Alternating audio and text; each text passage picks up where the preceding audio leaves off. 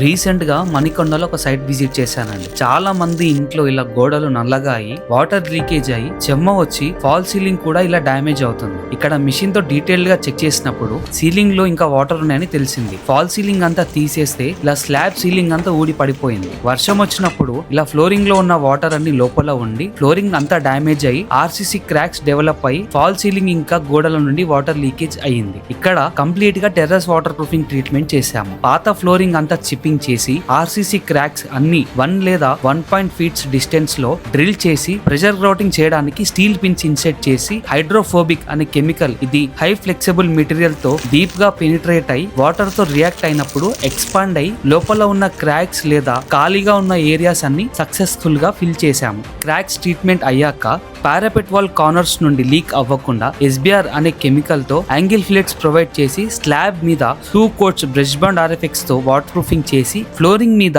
ఇలా water absorb కాకుండా ఇలా ఇంపర్మియబుల్ గా అంటే వాటర్ పీల్చుకోకుండా హై పాలిఫైడ్ మోటార్ SBR శాండ్ ఫైబర్స్ తో ఫ్లోరింగ్ చేసి ఫైనల్ గా doctor Fixit roof seal polyurethane hybrid, ఇది 300% ఎలాంగేషన్ 10 డిగ్రీ సెల్సియస్ హీట్ ని రెసిస్ట్ చేస్తుంది. దీంతో 3 కోటింగ్స్ చేసి కంప్లీట్ గా టెర్రస్ వాటర్ ప్రూఫింగ్ చేశాము. మీకు తెలిసిన వారికి ఇలాంటి ప్రాబ్లం ఉంటే తప్పకుండా సేవ్ చేసుకొని షేర్ చేయండి. Thank you.